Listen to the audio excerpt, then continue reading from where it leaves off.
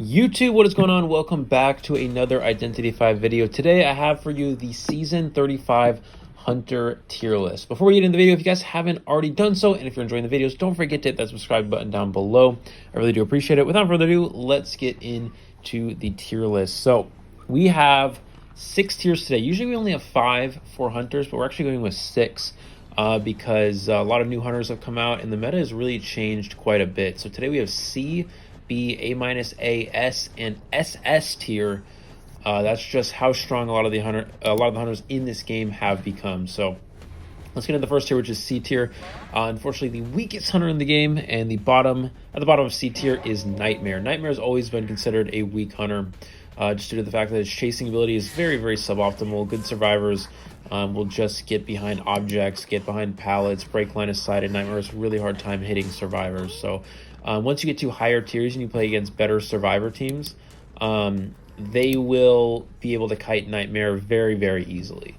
Now, Nightmare does have good map pressure with the Crow, which you can use to teleport once he has presence, but the cooldown on that is also very long, so in reality, Nightmare just struggles quite a bit. Once he does reach full presence, his chase is a lot better, but even then, good survivors can kite him, breaking line of sight, transition kiting, getting behind objects, getting behind pallets. So Nightmare is considered just a very weak chase hunter. Unfortunately, that's what makes him C tier. The next hunter in C tier is Ember. Pretty self-explanatory. Ember as well as very weak chase abilities. His map pressure is not bad with the puppets, but besides that, unfortunately, that's not quite strong enough for him to be considered that good. And also the AI on the flames is not that good as well. If you use the red phantoms, survivors can just run away, transition away, I guess, and it's pretty easy to avoid.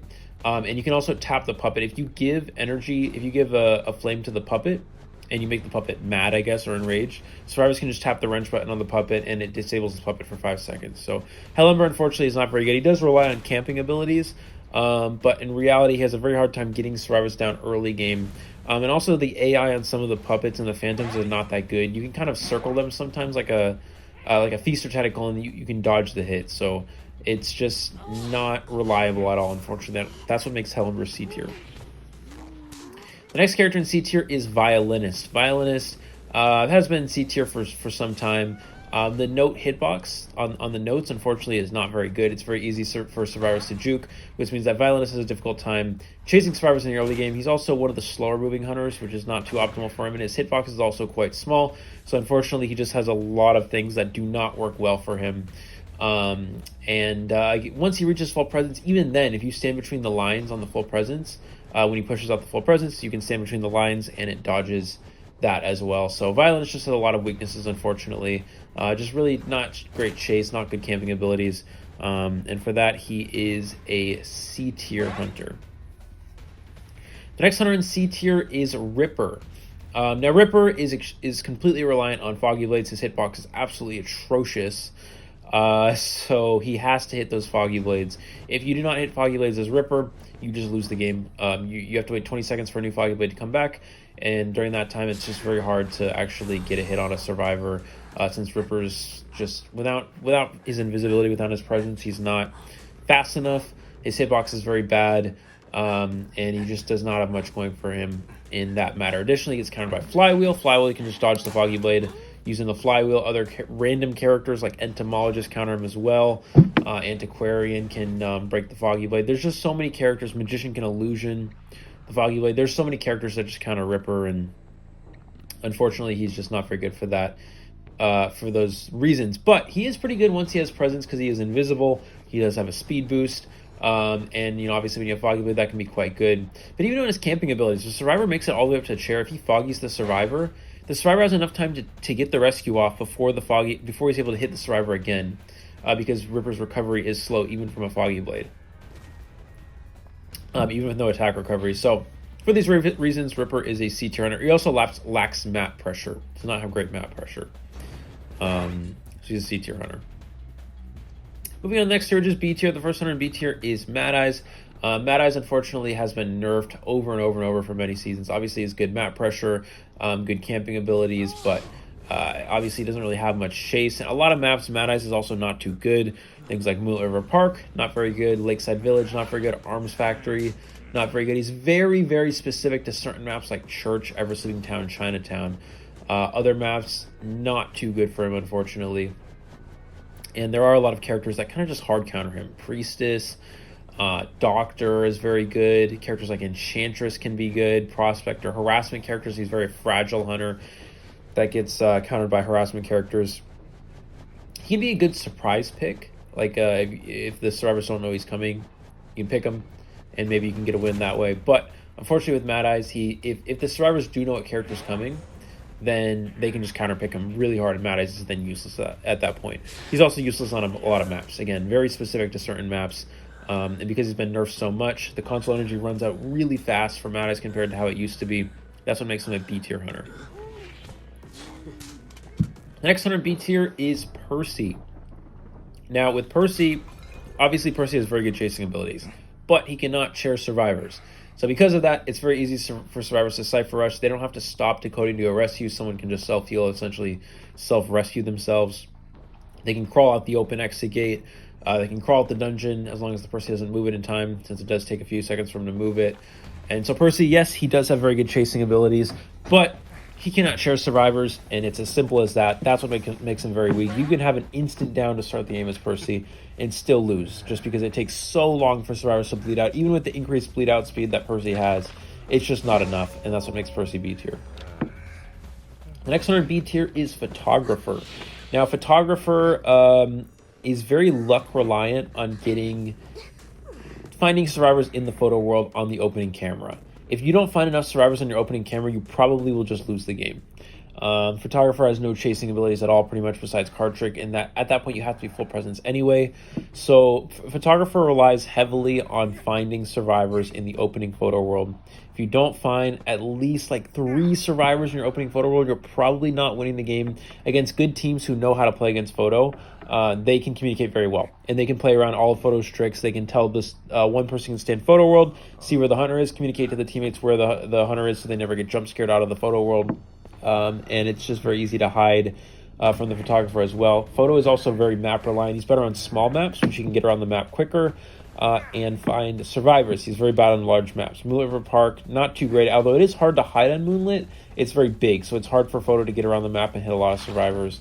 Lakeside Villages is very bad. Leo's Memory, a lot of great hiding spots.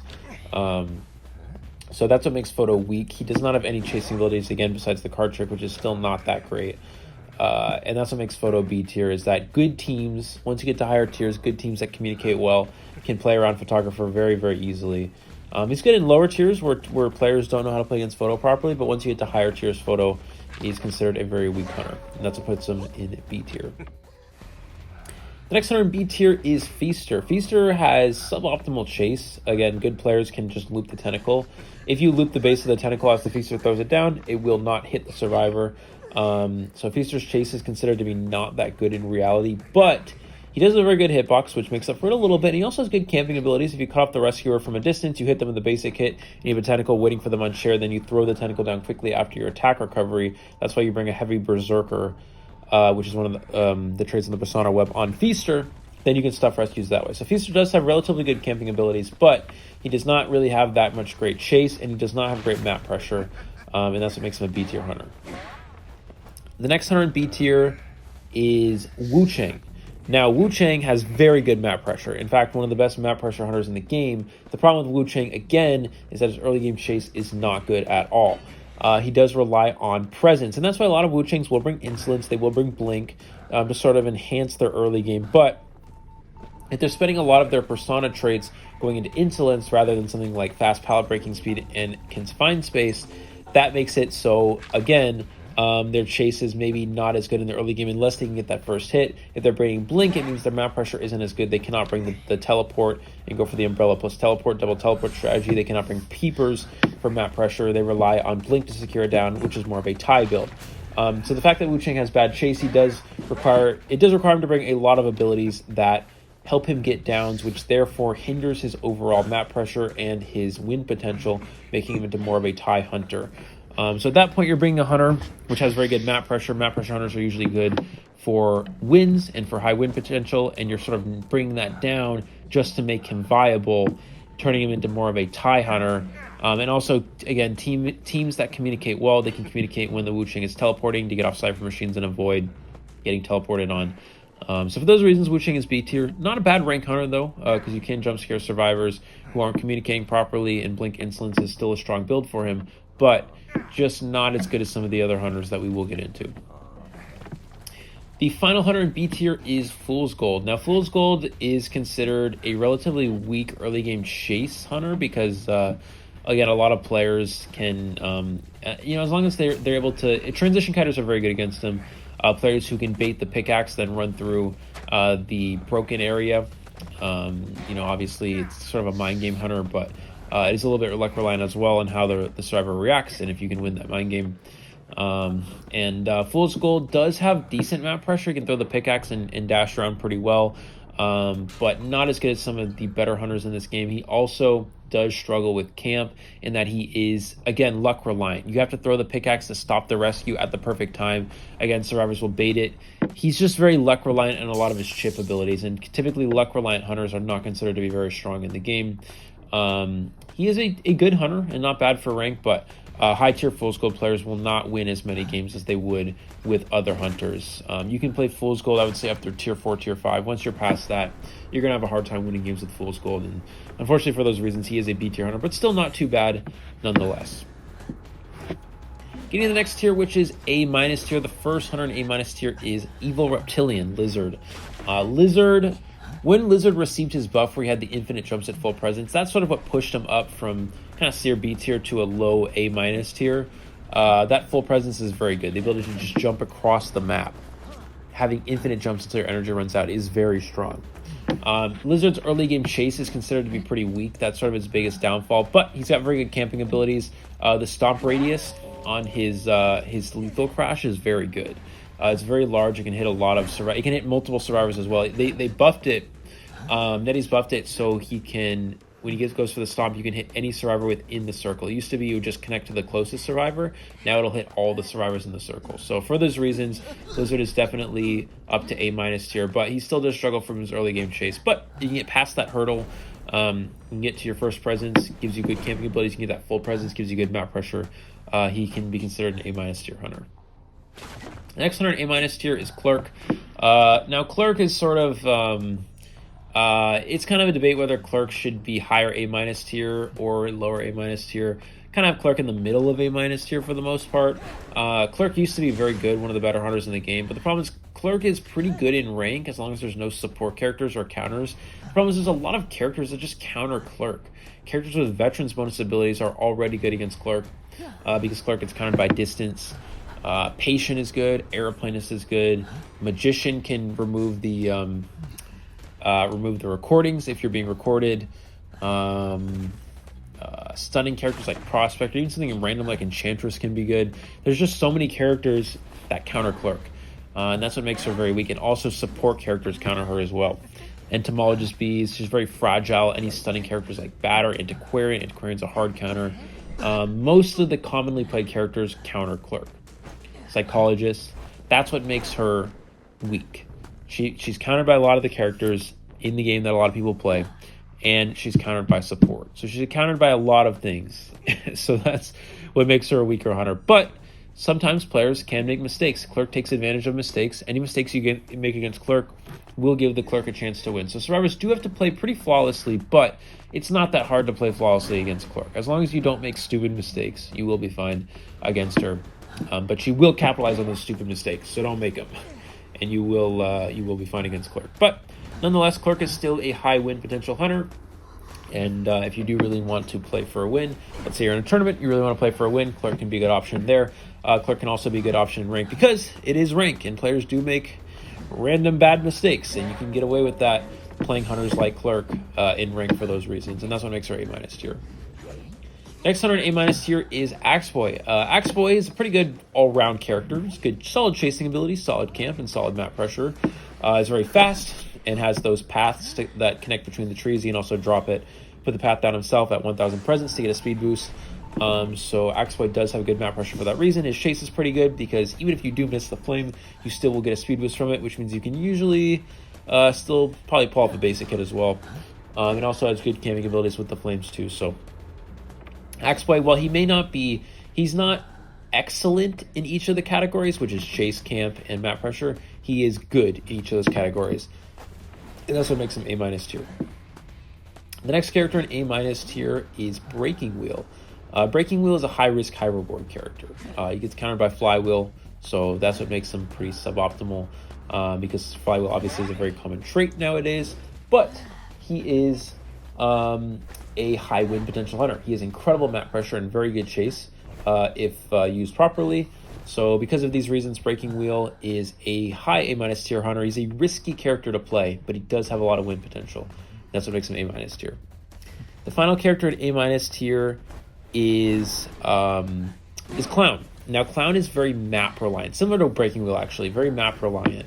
Not good in Arms Factory, not good on Sacred Heart Hospital, not very good in Leo's Memory, but very good on maps like Chinatown, Eversleeping, and Moonlit. Also good on playable on Red Church and Lakeside. So there's a lot of good maps for Clown, but certain maps you just want to avoid playing Clown. That's what makes him kind of A- tier. He's also hard countered by Flywheel as well, and there are a lot of characters that can counter him, like Acrobat, Magician. Characters that can stop the dash, like even something like Enchantress or Antiquarian could be good if you get the timing right coordinator. But Clown is a very good character overall, just in general. The ability to use the slow drill on a rescue or double hit them, leaves them on the ground for a very long time. The infinite dash is very hard to avoid if you don't have Flywheel. Good Clown players can really capitalize with this character. Clown is actually, I know in the game it says Clown's like a level 1 or level 1.5 character in terms of difficulty to play. Clown is Clown is 3, but Clown would be more than that if I could play. You put him as a 4. Clown is hard to play. You have to have good game sense, and you also have to have incredibly good mechanical skill to control Clown. That's what makes him A- tier. He's a high skill character, but once you get him down, he can be very good. Again, if players know that it's going to be a Clown, they'll just play Flywheel and counters, and Clown's useless then. But if Clown comes out as a surprise pick on a very good Clown map, he can be a very strong character. Moving on to the next tier, which is A tier. The first hunter in A tier is Sculptor. Now, this is a hunter that used to be very high in the ranking. Sculptor used to be one of the best hunters in the game, and over time she got kind of knocked down, and her full presence was nerfed, and new characters that came out that were counters to her, and people figured out how to play against her. And now Sculptor with no presence is relatively easy to kite if you know what you're doing, but a lot of Sculptors are bringing Insolence and Warp and Blink and other ways to get fast downs, and that full presence Sculptor is very terrifying. The ability to have the statues that target the survivor, like go in their direction, is very strong and incredibly hard to avoid. So full presence Sculptor is just very good. So that's why a lot of Sculptors play Insolence. Sculptor not only has decent chase, especially if you're bringing Blink, good map pressure using the Chisel, good camping abilities, and very strong full presence. So Sculptor has a lot of very good things. She kind of has those 3 things that make up a strong hunter. Now her initial chase against good survivors and against certain characters that counter her can be a bit difficult. But besides that, her map pressure, her camp, her full presence chase is very good, and her initial chase isn't even that bad in some situations. Sculptor is A tier. The next hunter in A tier is Bloody Queen. Now, there's not much to say about Bloody Queen. She's a straight tie character. Bloody Queen has very good chase, some of the best chase in the game. She has good map pressure with the mirror, but she has no camping abilities. The entire strategy of Bloody Queen is just use your mirrors to down survivors, and because the mirror cooldown is so long, you don't really have enough time. It's hard to go for a win as Bloody Queen because the cooldown is long, but you can get survivors down very easily with the mirror since they're hard to avoid, and Bloody Queen's just a tie hunter for that reason. Now, you do have some things. You can play counter characters, maybe like Patient or Airplanes can be considered pretty good, and Flywheel can help, but that's not always going to work against good Bloody Queens. It will in some situations, but for the most part, Bloody Queen's just a very consistent tie hunter, and that's what makes her A tier.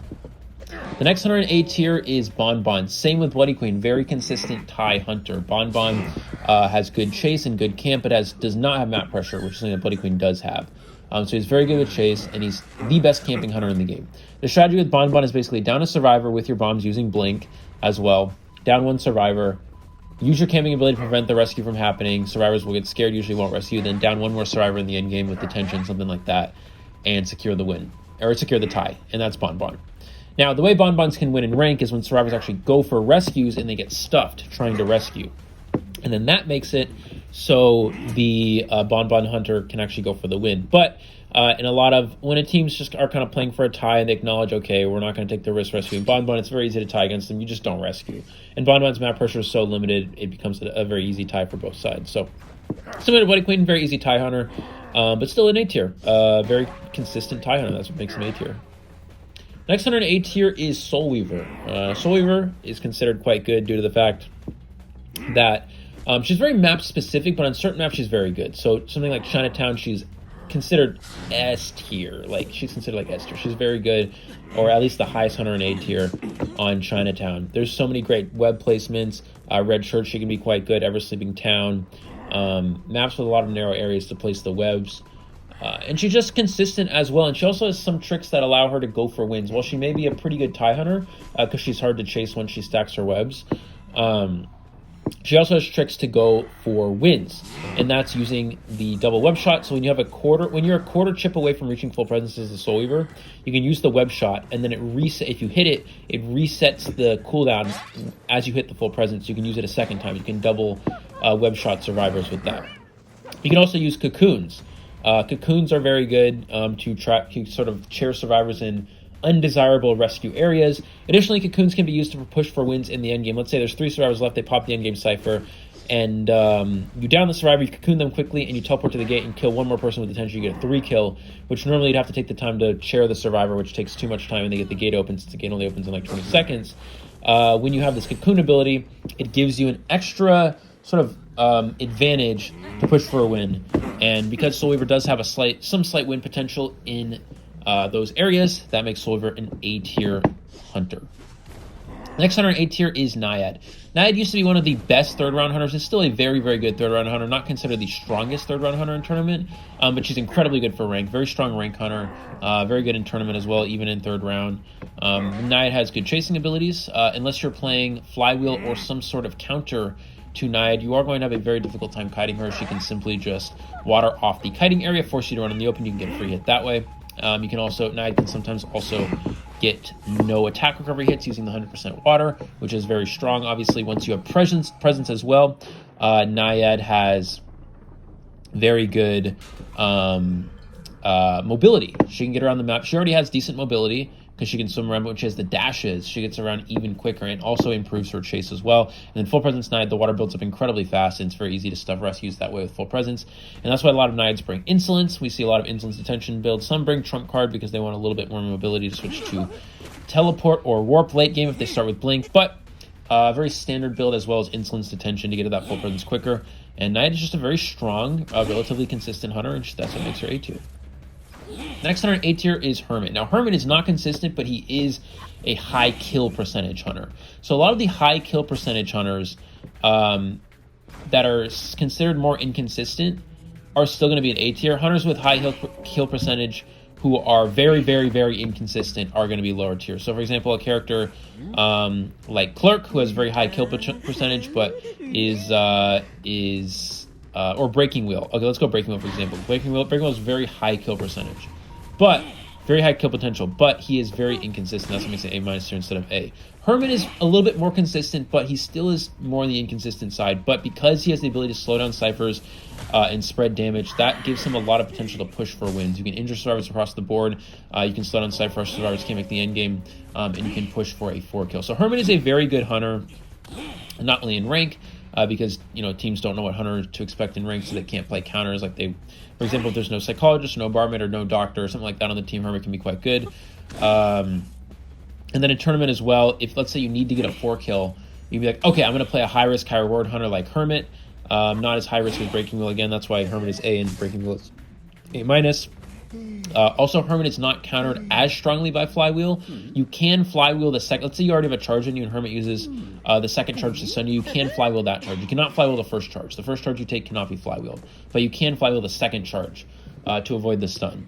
But it's a little bit harder. Hermits can kind of bait it. It can be a little bit harder for survivors to deal with, whereas Breaking Wheel, it's very easy to just Flywheel his abilities. But Hermit is still very good. Hermit is middle of A tier, a little bit inconsistent, but still a high win potential hunter, and very good for raking up quickly. Your matches are a little bit slower because the Cypher Rush is slowed down due to Hermit being a Cypher control hunter, but Hermit does have a high win potential. So as long as you're winning more games than you're losing as a hunter, you will rank up quite quickly. The next hunter in A tier is Geisha. Now, Geisha has always been up, ever since Geisha got her butterflies way back in like 10 seasons ago, or 15 seasons ago, whatever it was. Geisha's always been considered quite strong. The ability to, Geisha not only has good chase, she has good mobility, using the butterflies to get around the map.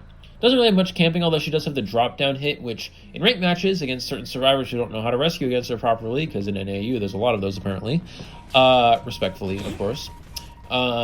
She does have a certain degree of camping. You can cut off survivors from a distance, hit them and dash back to chair to stuff the rescue before they make the save in time. And you can do the drop-down trick with the floating in the air Geisha camping thing to get a no attack recovery hit, stuff a rescue that way. She also has good chase, especially in full presence. Full presence Geisha is incredibly hard to kite.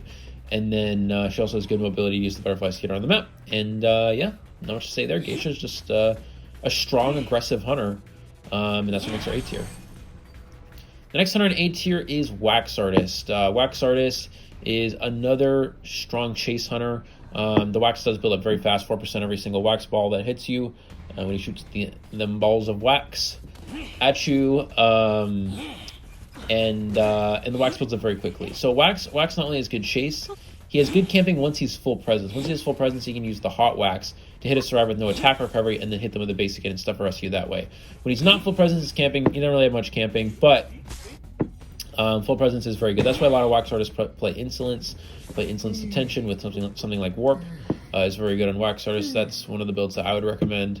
We see some people with Trump Card and Confined Space, but Insolence is very good with wax. Full presence wax artist is incredibly strong.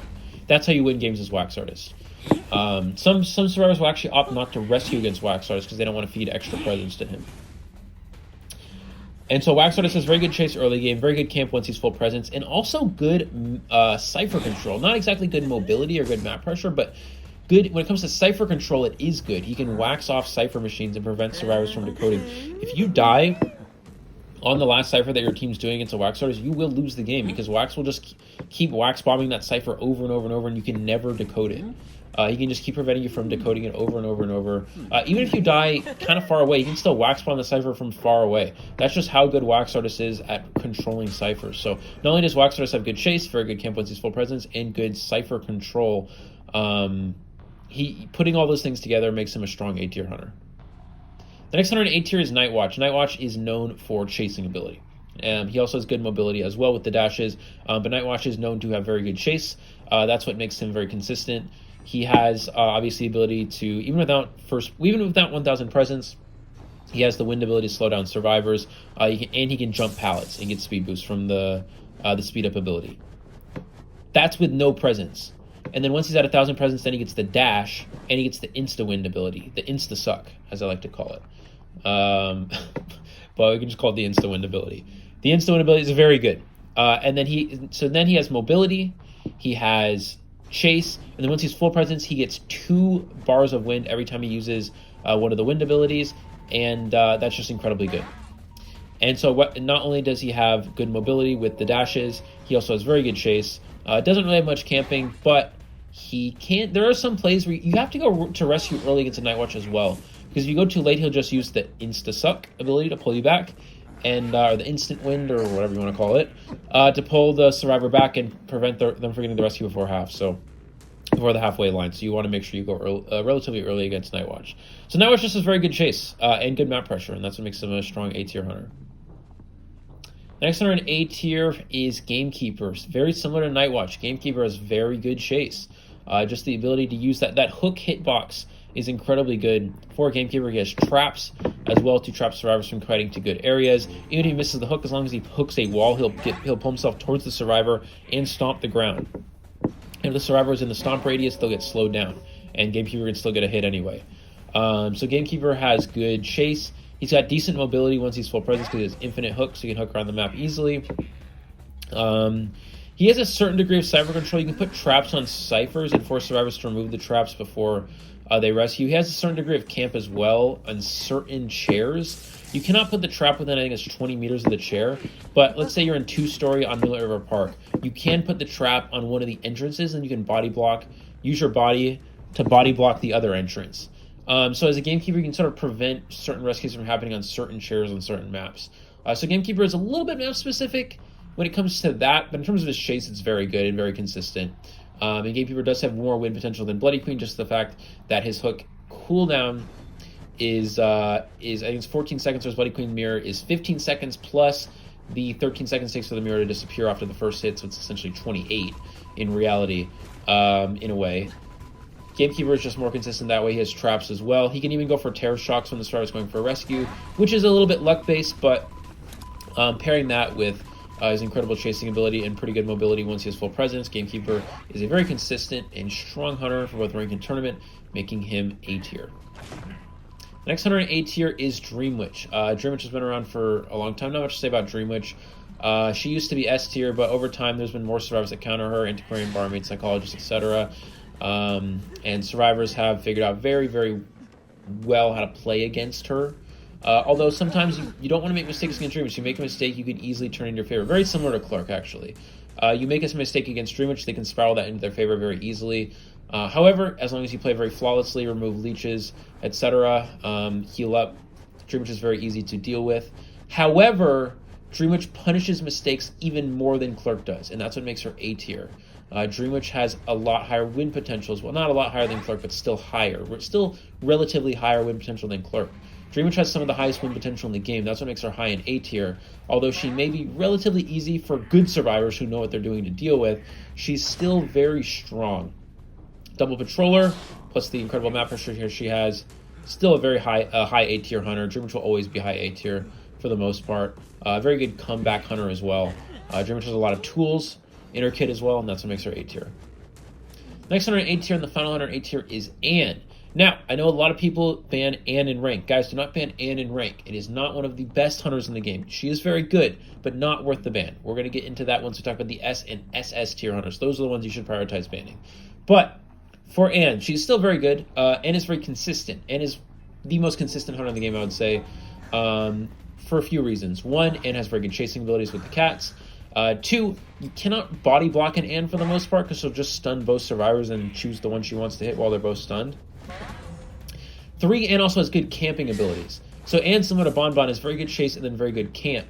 And you can prevent survivors from body blocking as well using the cats. And Anne does have a certain degree of cyber control. You can cancel the cats on a survivor to prevent them from decoding or using their ability, which can slow down some decoding as well. So while Bonbon may have no map pressure, for the most part, you can throw bombs on ciphers, but Anne's is a little bit better.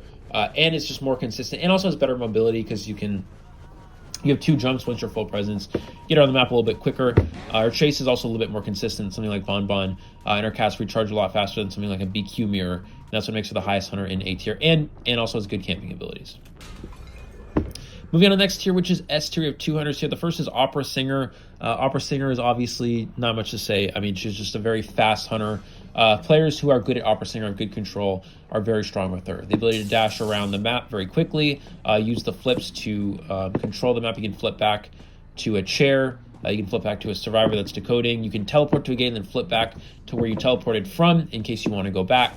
Many different tricks you can do with the flip, and then also Opera Singer just obviously has very good chase with her speed boost.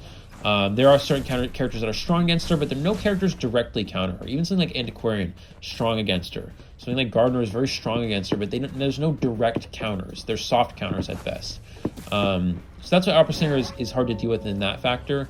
Now, since Opera Singer's been nerfed, she's a little bit more of a tie hunter, but still with a ton of win potential. Opera Singer is a very strong hunter. She's very difficult to play, but if you're able to master her, she is definitely an S tier hunter and one of the strongest hunters in the game. Next hunter in S tier is Ivy. Ivy's sort of like the new Dreamwitch. This hunter has very good map pressure. Her early game chase isn't necessarily the strongest. That's kind of how you have to deal with her in the early game. Obviously, avoid looking in her eyes because then you build up the scare percentage. Once you get to 100, she can get a free hit on you. Obviously the Ghost has very good pressure. So Ivy early game chase is not as strong as some of the other hunters in the game, but she has very incredibly good map pressure, just like Dreamwitch. Her map pressure is very, very good. She can go to the user Ghost, put it on a survivor, teleport across the map, teleport back to chair, whatever it may be. And once she's full present, she can down survivors very quickly. She just teleports to their tombstone, and their percentage shoots up by I forgot the exact percentage off the top of my head. I think it's 40% instantly, something like that. So it builds up very, very fast. And no, it's more than that. I'm not sure. I think it's I'm not sure off the top of my head, but I have to look back at the full presence. Sorry for forgetting. But it jumps up very fast to a point where if you don't have flywheel, you don't have some ability to counter it, you will give a free hit. And that's what makes Ivy very, very good. Very good map pressure. Early game chase is the one way you can deal with her after she gets her first down. As long as it's relatively quick, she can take over the game very easily, control the map, and win the game. That's what makes her S tier. For the first time in the history of Identity 5, of me making tier lists, I think my first tier list was like season 10. We're now in season 35. In 25 seasons of making tier lists, I've never had an SS tier because hunters were never that good. There was always good hunters, but they were never this good. We finally have Nettie decides to release 2 hunters around the same time that are both SS tier, and that is going to completely change the game from being survivor sided, and then it sort of started to become more balanced with Opera and Ivy coming out, and now it is hunter sided, very hunter sided. We have the first hunter in SS tier, which is Hullabaloo. When Hullabaloo first came out, I'll admit, I didn't think this hunter was going to be the best, one of the best. I thought he was going to be the best in A tier, or maybe bottom of S tier, something like that. He would have been like AS tier, still very, very good. But I did not think he was going to be SS. And he's proven to be a bit better than I thought he would. And he's been an SS tier hunter. Obviously, the ability to not have to deal with attack recovery is just very good. Once you have your first 1,000 presents, you can just jump over objects and hit survivors. The red area, the red bomb area on Hullabaloo is just so good. The ability to cancel items and abilities in this game is incredible. It's one of the strongest things in this entire game. I think it's totally overlooked, but it's so good. On top of that, the clones that you put up, you can put up 2 of them, and that's from 0 presents. That's just very good to have in general. Making Hullabaloo pretty difficult to kite. Now, there are some characters that can be good against, and also Flywheel is good against them as well, because it resets all the bombs if you Flywheel as he hits the 3rd one on you. But saying that to say, Hullabaloo still has very good chase, even from 0 presents. Once he has 1,000 presents, he can start jumping over objects. He also can dash, giving him some pretty good map mobility, especially on Moon River Park. Hullabaloo is just very hard to kite in general, and very hard to capitalize on, because he just picks up survivors instantly after downing them. It's really hard to time the end game pop against Hullabaloo, because they down the survivor and they pick him up immediately before you can get the cypher pop off, because they have no attack recovery. So Hullabaloo is just very good. Good chase, good mobility, and even camping. He can double hit rescuers somehow, even though it requires 3 bombs. You just put a clone on chair and you can put 2 to 3 bombs at the same time with 1 swing. If you do it properly. If you put up a bunch of clones, multiple clones, do it for a swing, or even a single clone plus a swing, it's very good. And Hullabaloo is just SS for that reason. Very good hunter. We're going to see as one of the best hunters in the game. Moving on to the best hunter in the game. It's debatable if Hullabaloo or this hunter is better. I think this hunter is a little bit better.